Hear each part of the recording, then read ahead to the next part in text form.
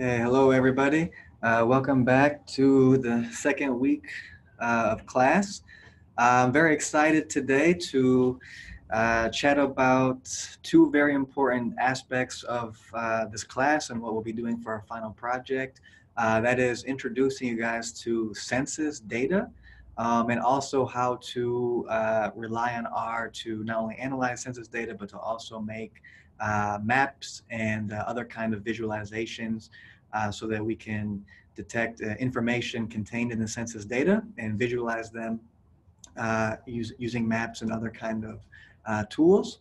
So the idea I have for the class is going to be basically four sections. The first, or at least four videos. The first video is going to be chatting here about working with the U.S. Census data, just giving a brief overview of what the census data is and what kind of data is available. The second video is going to be introduction to general mapping, types of spatial data, things like this. And then the last two videos are going to be hands-on tutorial working through R to explore census data, access and upload the data into R or load in the data, and then to manipulate the data and visualize the data. There's going to be two videos for this because there's a lot of different ways, as in many things, to analyze the census data and use them to map. So the first part is going to be creating maps in R using the Tigris and Get Census packages in R. And we'll see how that works. And then the second video, we'll be looking at how to do the exact same thing, but with a very new package called IntroCensus. And you'll see as we go through, the IntroCensus package is a real lifesaver in terms of, time saver in terms of working with census data. So you'll get familiar with some new packages and importantly, how to analyze spatial data using US Census. Okay, so going forward, working with the US Census data, as a data scientist, we often run into two problems. One is just trying to figure out what the Census Bureau publishes, what kind of questions it asks on its surveys, what kind of variables are available to us. And then the second part is knowing what packages in R that are built specifically for analyzing census data. And we'll get a kind of a introspection into, in the old days, the process to analyze census data is extremely time consuming, whereas now things have become extremely user friendly. So we'll go into that throughout the course of the lecture today.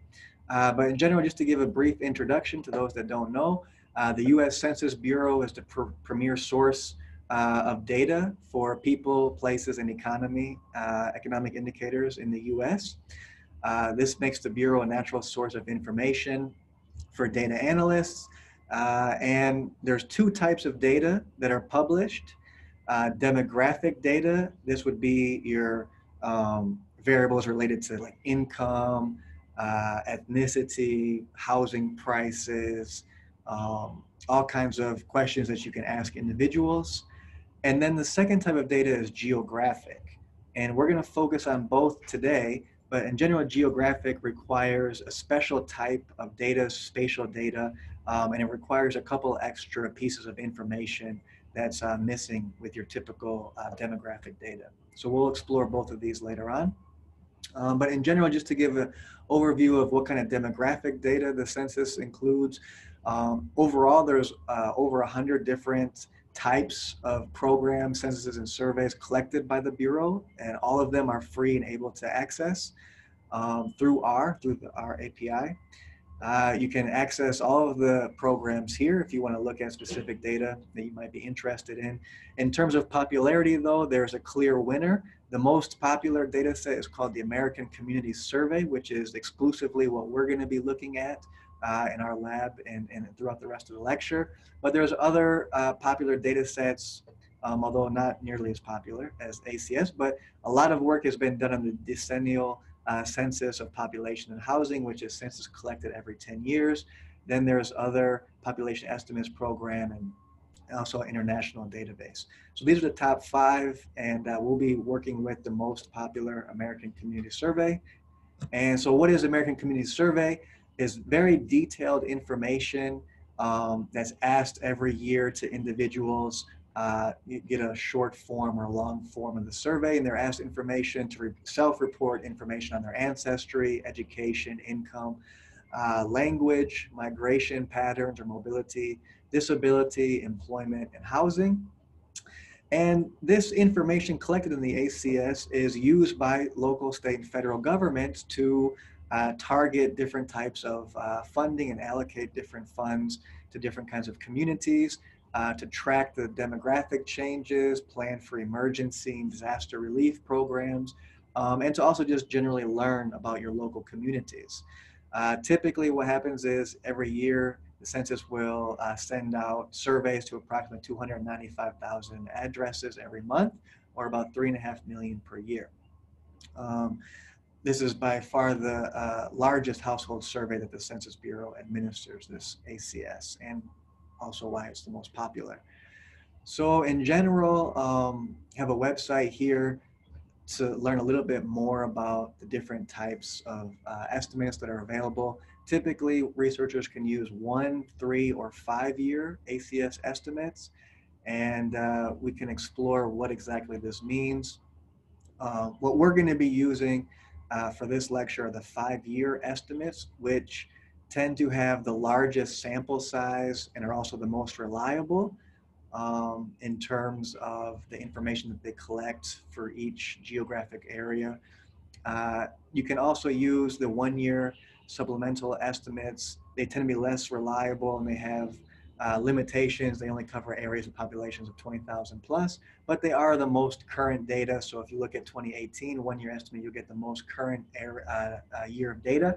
Whereas if you use the 5-year estimates, you're looking at information between the 2013 and 2018 time period. So it's a little bit less current. But in general, all the 1, 3, or 5-year estimates, they all provide very valuable types of information. Just for our purposes, we'll be looking at 5-year estimate variables. Okay, so next is the geographic data that is also contained within the Census Bureau data sets. And the hierarchy can be a little bit confusing if you've never worked with them before. So we have a kind of complicated hierarchy here with the nation, obviously the US. We have regions like the Northeast, West, Southeast, whatever, divisions, and then we have states and counties, which we're probably more familiar with. We may have never heard of this census tract, block groups, or census blocks, but essentially, as you can kind of infer from the map, each step below in the hierarchy relates to a smaller geographical boundary. So there's a smaller size. So census block, this is the most disaggregated geographical unit of analysis, and it's typically a neighborhood.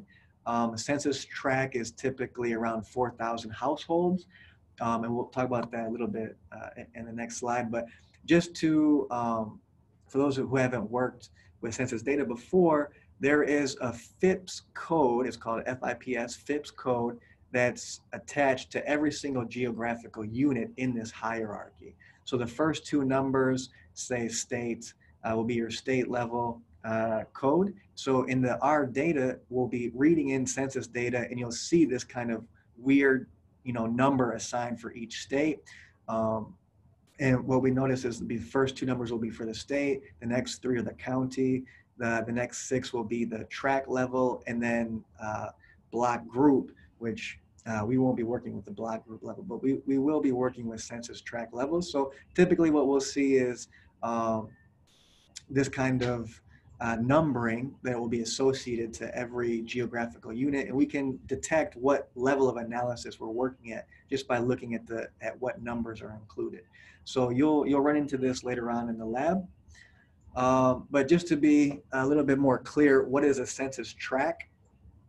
So a census tract, basically the US is discretized. Every single geographical location is discretized into census tracts. So every area is covered by one census tract. These tracts are designed to be relatively homogeneous in terms of their population characteristics or the size of the population, the economic status and living conditions. And if we look at, for instance, the Greene County, we can see it's divided, the county is subdivided into different census tract 1, 2, 3, 4, 5, 6, 7, 8, it looks like. And then within the census tract, it will be further disaggregated into blocks. So this census tract 107 is the name of the census tract in Greene County.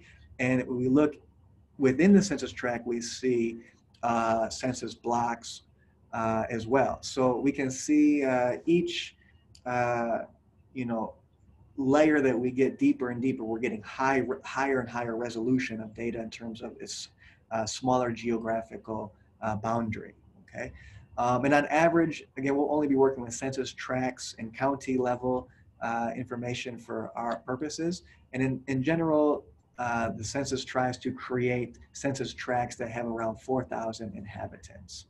Okay, but it can range. So if we look at Phoenix County, we can look at, for instance, there's a map that can show us the median household income by different tracts or census tracts. So the different colors, the purple is higher income for the census, and the red here will be the poor census tracts. So you can see census tracts are not necessarily even in terms of their geographical size. Again, it's more based on having around 4,000 inhabitants within it. So in Fountain Hills, for instance, it's a lot lower population density, so we have much larger geographical space, whereas downtown Phoenix area, you have very high population density, so the census tract will be much smaller in size. Okay, so Phoenix has multiple census tracts within it, and Phoenix itself is part of the Maricopa County. So we'll be looking in the lab at the Phoenix, at Maricopa County and some of the census tracts within Maricopa, all of Maricopa County. Okay, so in the next video, we're going to move on to the next stage of the discussion, which will be introducing to you mapping and some of the spatial data features of spatial data that some of which we'll be working with today. So stay tuned for the next video.